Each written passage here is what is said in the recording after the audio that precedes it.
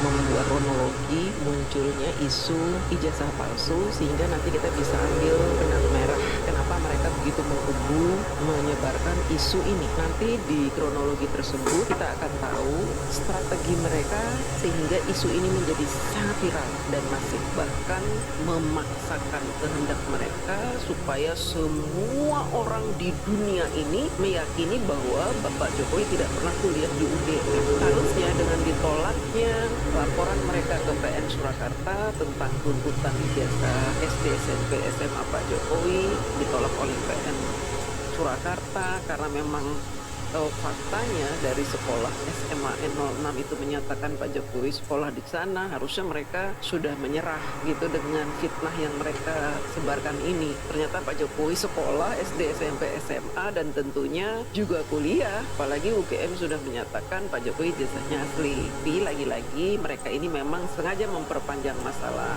ijazah ini karena tuntutan dari bokir yang membayar mereka. Kronologi ijazah asli Bapak Jokowi ternyata dimulai dari tahun 2014. Pada tanggal 12 April 2014, saat kampanye Pilpres, tuduhan muncul di media sosial. Jadi ini yang pertama kali memunculkan isu adalah seseorang di media sosial, bukan media mainstream, tapi media sosial, bahwa ijazah S1 Bapak Jokowi dari Fakultas Kehutanan UGM palsu, berfokus pada perbedaan nama Joko Widodo versus Joko Widada dan nomor ijazah. Akun-akun anonim, jadi akunnya ini anonim, nggak ada nama ya, menyebarkan fotokopi ijazah dengan narasi kejanggalan. Setelah rumor ini merebak di tahun 2014 pada saat kampanye, memang pada saat kampanye itu luar biasa fitnah-fitnah ini ya.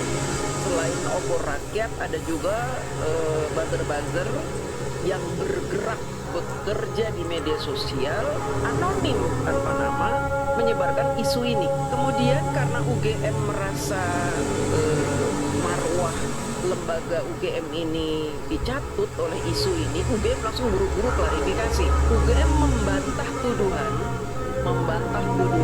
tetapi isu ini menarik perhatian kelompok oposisi.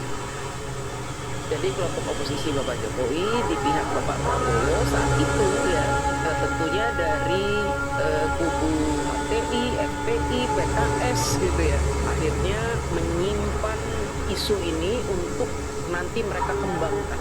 Jadi mereka sudah punya catatan, ini sebenarnya kejelekan Pak Jokowi apa sih? Kejelekan Pak Jokowi itu dicatat tuh, nih isu ijazah ini dicatat sama dia. Walaupun sudah ada bantahan dari UGM, tetap saja mereka catat itu isu ini. Ada tanggal 10 Juli 2014. Dari April, Mei, Juni, Juli, 4 bulan kemudian ya, 4 bulan kemudian menjelang pencoblosan 2014, selebaran berisi tuduhan ijazah palsu beredar di Solo dan Jakarta.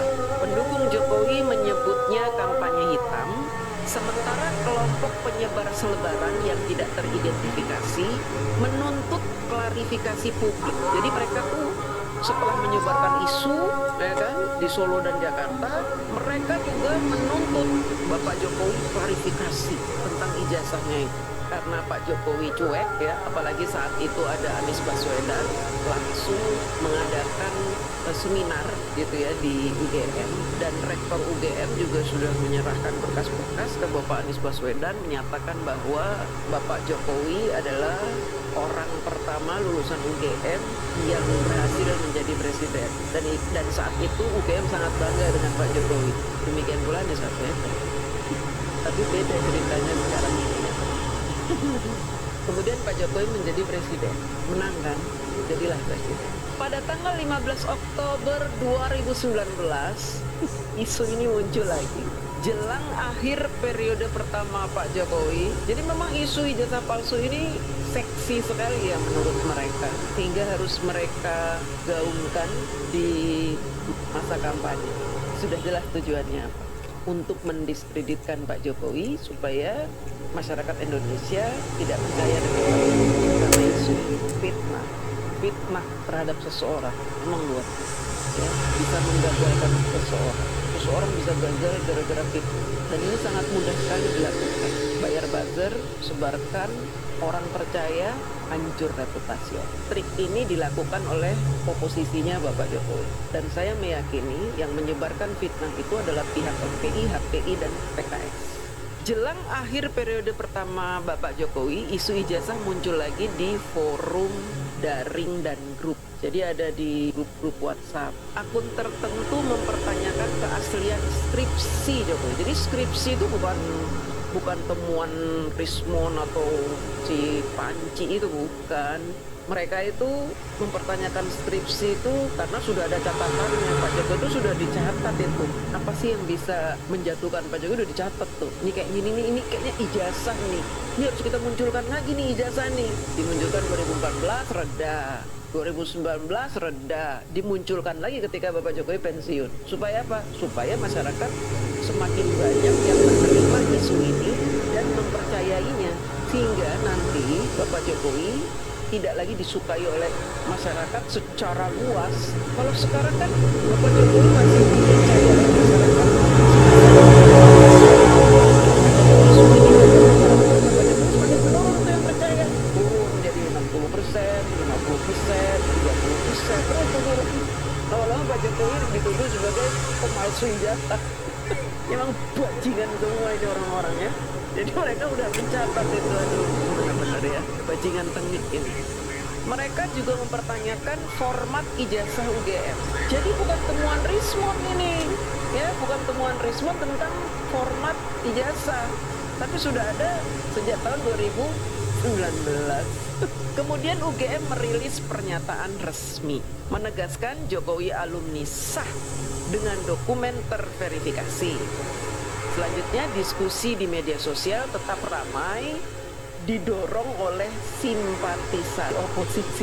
Jadi oposisi tetap aja tuh, ya, bilang Pak Jokowi ijazahnya palsu, didiskusikan terus di podcast ijazah palsu bla bla bla bla, seperti sekarang ini yang terjadi. Selanjutnya, 20 Februari 2023, Bambang Tri Mulyono mulai muncul.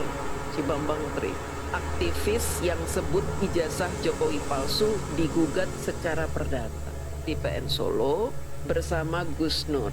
Bambang juga hadapi gugatan pidana atas hoax berfokus pada perbedaan nama dan dugaan manipulasi dokumen. Liputan media lokal memicu spekulasi di kalangan kritikus Jokowi. Kemudian April 2023, PN Solo vonis Bambang Tri dan Gus Nur masing-masing 6 tahun penjara. Putusan memanaskan debat di media tentang kebebasan berpendapat versus fitnah. Dilanjut, 10 Agustus 2024, video YouTube dari akun anonim Kebenaran Publik menganalisa fotokopi ijazah Jokowi. Ya, jadi Agustus 2002 sudah mulai ada analisa fotokopi ijazah Pak Jokowi, menyoroti ketidaksesuaian font dan tanda tangan. Dari awalnya itu kan mereka menanyakan tentang keabsahan ijazah, kemudian skripsi, ya kan, format ijazah. UGM sudah klarifikasi, tetap aja nggak percaya, pokoknya palsu. Berlanjut lagi, Bambang Tri ungkit-ungkit tuh masalah SD, SMP, SMA, universitas, semuanya diungkit-ungkit, katanya palsu. Setelah di penjara, dilanjut sama tim berikutnya melanjutkan isu ijazah palsu ini. Nah, barulah Rismon Sianipar muncul di tanggal 15 September 2024. Dalam diskusi di Cafe Jakarta, klaim bahwa dia memiliki metode ilmiah. Jadi dia masuk tuh ke kubu penuduh ijazah palsu ini untuk menguatkan tuduhan bahwa dia punya metode ilmiah untuk membuktikan apakah ijazah tersebut asli atau palsu. Nah, karena dia sudah menyebut dia punya metode ilmiah, sehingga tuduhan ijazah palsu ini jadi semakin ramai. Waduh, wah metode apa nih gitu. Sebenarnya teman-teman, mau metode apa kek ya, metode ilmiah kek, metode kampret kek, apa terserah itu sebenarnya sudah tidak lagi berlaku, dan masyarakat seharusnya tidak boleh mempercayai itu. Kenapa? Ya tadi yang saya bilang, ketika seseorang punya data-data pribadi yang sensitif, maka data-data pribadi tersebut dilindungi undang-undang, ada payung hukum. Mau orang bilang saya punya metode, udah eprek-eprek itu udah nggak berlaku karena sudah ada payung hukumnya. Apalagi dari pihak lembaga UGM menyatakan Pak Jokowi kuliah di situ dan asli, harusnya sudah selesai. Ini emang dasar isunya ini dibikin rame, dan netizen Indonesia juga orangnya kepo-kepo gitu, norak, seneng kalau ada yang rame-rame, ikut-ikut ngomong, ikut-ikut bikin status, wow, dibikin rame, dibikin ribut, digoreng-goreng, dikasih bumbu-bumbu terus sampai itu gosong. akhirnya apa? Akhirnya disalahin Pak Jokowi. Kenapa sih nggak nunjukin aja supaya nggak rame? Baik dari pihak Pak Jokowi maupun pihak Roy Panji ini mendesak Pak Jokowi menunjukkan ijazahnya, padahal sudah jelas ada undang-undangnya. Kita pemilik ijazah asli tidak punya kewajiban menunjukkan ijazah kita kecuali kepada pihak penyidik dan pengadilan. Nah, sayangnya mereka ini kan tidak memberikan informasi itu, dan masyarakat kita tidak mau belajar, tidak mau mencari tahu apakah benar kita menuntut seseorang memperlihatkan ijazahnya. Ternyata kan tidak, karena ada payung hukumnya gitu. Kita ini memang tidak terbiasa mencari tahu, dan orang-orang pintar ini tidak terbiasa memberitahu, sehingga apa? Gelap semuanya. Penjelasan menjadi gelap. Orang-orang ini udah berasa berusuk, namanya dia berada di kegelapan. Udah terlihat, apalagi dari pihaknya Roy Panji, tunjukin dong ijazahnya, tunjukin aja sih biar beres. Bahkan orang-orang pintar pun ikut-ikut ngomong, tinggal tunjukin aja sih. Kayak orang PDIP itu Nababan, tunjukin aja sih, goblok. Tiba-tiba semua jadi goblok, jadi bodoh gara-gara tidak ada yang memberitahukan bahwa pemberitahuan ijazah asli kepada publik itu bisa tidak dilakukan. Selanjutnya, pernyataan Rismon Sianipar ini akhirnya menarik perhatian Roy Panji dan Sitipa dan aktivis-aktivis anti Jokowi, anti Prabowo Gibran, anti pemerintah mulai muncul gara-gara si Rismon ya menyatakan dia punya metode ilmiah untuk membuktikan. Selanjutnya, 1 Oktober 2024, TPUA masuk. Egy Sujana sebagai pengacara TPU menggelar pertemuan tertutup di Jakarta membahas verifikasi publik dokumen pejabat. Brengsek, mereka ini udah bikin skema-skema untuk menjatuhkan Pak Jokowi. Jadi isu ijazah yang menurut mereka seksi ini harus terus digoyang.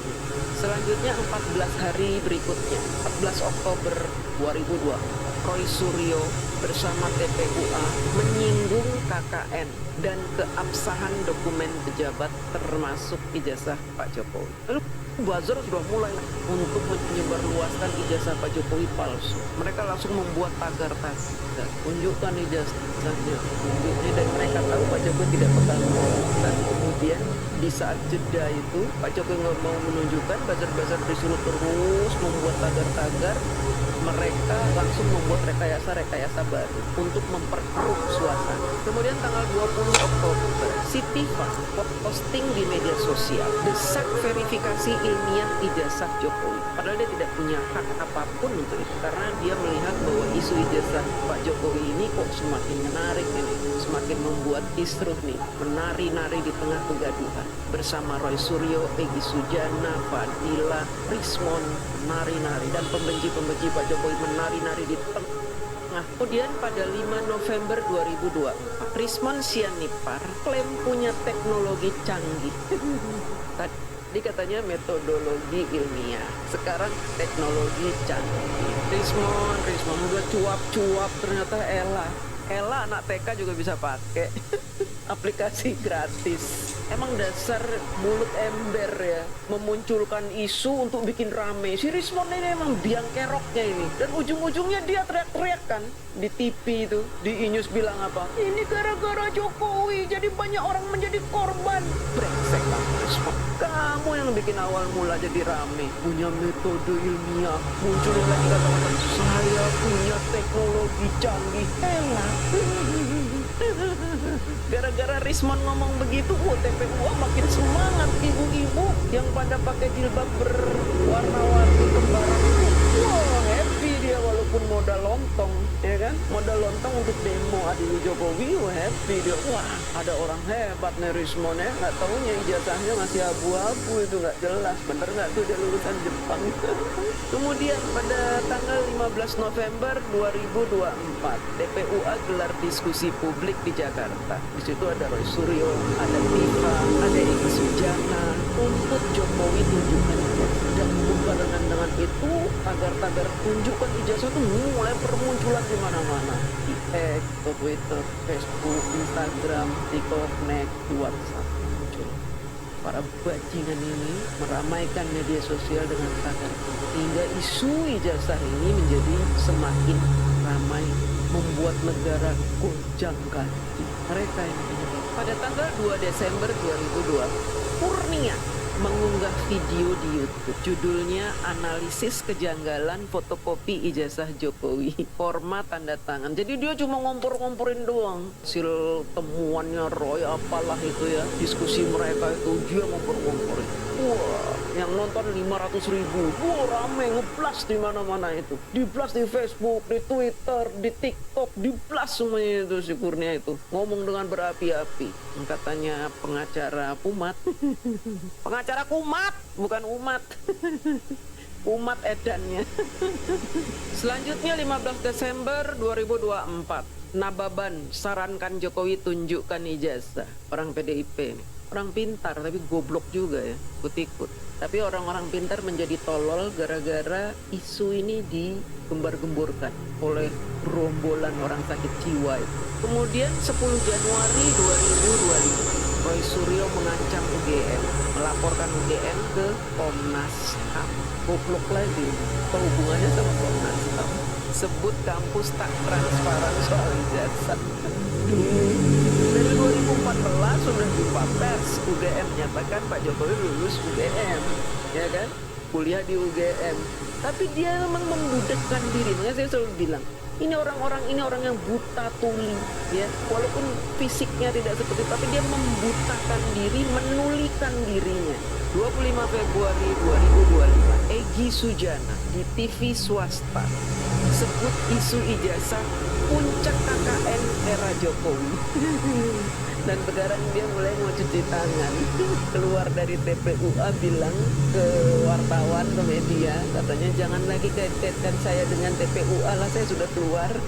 Brengsek kan, kayak gitu. Kemudian 10 Maret 2025, akun simpatisan TPUA unggah meme Jokowi tanpa ijazah. Baik ya mereka itu ya. Iya, viral di media sosial. Jokowi tanpa ijazah. Ya ini sebenarnya akibat dari isu ini terus-menerus dihembuskan. Para simpatisan orang-orang yang bodoh, tolol, goblok, idiot ini akhirnya membuat status-status yang kayak begini, berisi fitnah-fitnah dan viral. 20 Maret, Megawati di acara PDIP, sindir pejabat, harus terbuka soal pendidikan. Ikut-ikutan goblok kan. Wali kota dia dukung Jokowi, gubernur doi dukung Jokowi, presiden doi juga dukung Pak Jokowi. Ikut-ikutan nyemplung di isu ini, menjadi goblok semuanya. Makanya saya bilang, akhir zaman ini mengerikan dengan fitnah yang terus-menerus digoreng, akhirnya orang bodoh, orang pintar pun menjadi goblok, orang terhormat menjadi tidak ada kehormatan samanya. Ya, karena mempercayai isu ini, lebih mempercayai isu daripada hukum yang berlaku di negara ini. Kemudian 5 April 2025, TPUA kunjungi UGM. Tapi UGM menolak terkait dengan hukum. UGM harus menjaga kerahasiaan data pribadi milik mahasiswa kecuali pengadilan yang meminta, penyidik yang meminta. Maka UGM harus memberikan. Tapi kalau yang minta TPUA siapa TPUA? Siapa Roy? Siapa Tifa? Siapa Rismon? Cuman bangsat-bangsat yang ingin bikin ribut Indonesia. Buat apa ditunjukkan ke mereka? Gak penting. 9 April, Bapak Jokowi akhirnya mempertimbangkan langkah hukum karena isu ijazah ini berulang. 15 April 2025, Kuasa hukum Pak Jokowi tegaskan ijazah tak ditunjukkan kecuali di pengadilan. Itu sudah benar. 16 April 2025, TPUA bertemu Pak Jokowi di Solo, minta ijazah ditunjukkan tapi Pak Jokowi menolak. 24 April 2025, pemuda Patriot Nusantara melaporkan Roy Suryo, Rismon, Tifa, Rizal, Fadilah ke Polres Jakarta Pusat atas penghasutan. 30 April 2025, Pak Jokowi melaporkan mereka ini ke Polda Metro Jaya atas pencemaran nama baik. 5 Mei 2025, Bapak Jokowi menyebut bahwa tuduhan ijazah menghina diri. Orang diam, orang sabar, ketika dia marah bahaya. Semua orang bisa digulung habis. Orang-orang yang menuduh ijazah Pak Jokowi tergulung semuanya. Ini bagaikan tsunami. Kesabaran seorang Joko Widodo bisa menjadi tsunami buat mereka. Mereka akan tergulung ombak kemarahan orang yang sabar. 11 Mei 2025, advokat Komarudin gugat UGM. 14 Mei 2025, bahkan Ibu Megawati tidak ada yang memberitahu mungkin bahwa Pak Jokowi berhak menyembunyikan ijazahnya dari itu. Karena ada payung hukum. Orang-orang di samping kiri Ibu Megawati ini tidak memberitahu itu. Akhirnya semuanya jadi goblok, bodoh. 15 Mei 2025, Roy dan Tifa diperiksa. 18 Mei 2025, pengamat politik Peter C. Zulkifli sebut isu ijazah manuver melemahkan legasi Jokowi. 19 Mei 2025, hoax di YouTube sebut Roy Suryo ditahan. Keluar hoax. Karena apa? Pendukung Pak Jokowi itu udah kesel. Si Roy Suryo itu sudah lama kan ini suka ijazah palsu. Kok gak ditahan-tahan? Akhirnya muncullah hoax. Hoax seolah-olah Roy Suryo itu ditangkap dari berita ketika Roy Suryo ditangkap di kasus Tupa Borobudur. 22 Mei 2025, polemik ijazah tidak reda, penyelidikan polisi terhadap Roy dan kawan-kawan masih berjalan. TPUA desak transparansi, sebut Jokowi sembunyikan kebenaran. 10 Juni 2025 muncul Bitor dengan tuduhan ijazah Pak Jokowi dibuat di Pasar Pramuka.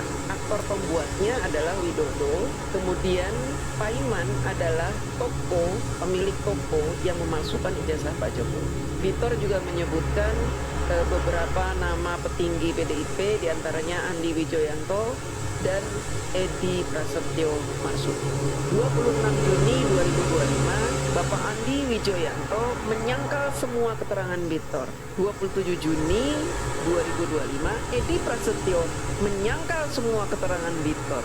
2 Juli, Widodo muncul di acara Rakyat Bersuara, INews, dan menyangkal semua keterangan Bitor.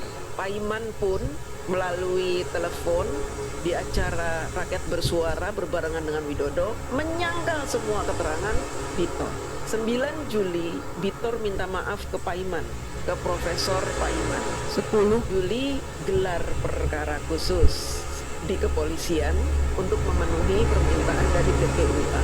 Gak apa-apa lah, kata timnya Pak Jokowi, kasihlah gelar perkara khusus karena mereka sebentar lagi kan di penjara. 11 Juli Paiman akhirnya melaporkan Roy CS berikut Bitor, dan di tanggal yang sama kasus naik ke penyidikan. Saat ini kita menunggu Pak Polisi menentukan siapa saja tersangkanya, dan kita semua sudah tahu siapa saja tersangkanya dari kronologis yang saya bacakan di video ini. Terima kasih teman-teman sudah menyaksikan video ini. Mudah-mudahan video saya ini bermanfaat untuk jejak digital perguruan ijazah ini, sehingga di masa yang akan datang tidak terulang lagi. Karena apa? Seharusnya kita tahu bahwa ijazah ini bukan hal yang remeh untuk diperkarakan. Ada jalan terjal berliku untuk memenjarakan seseorang atas kasus ijazah palsu. Jika orang tersebut memang benar ijazahnya palsu, sebenarnya mudah sekali untuk menjeratnya, tidak berbelit-belit begini. Tapi jika ini adalah fitnah, maka tuduhan akan berbalik kepada penuduh, dan penuduh harus mempertanggungjawabkan semuanya di hadapan polisi maupun persidangan. Terima kasih.